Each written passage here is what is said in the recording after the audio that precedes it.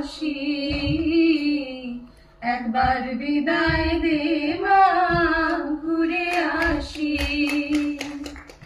একবার বিদায় দে মা, ঘুরে আসি।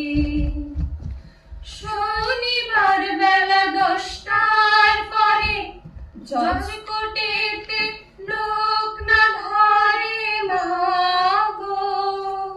হলো অভিরামের দ্বীপ চালান মা, ক্ষুদিরামের ফাঁসি। একবার বিদায় দে মা, ঘুরে আসি।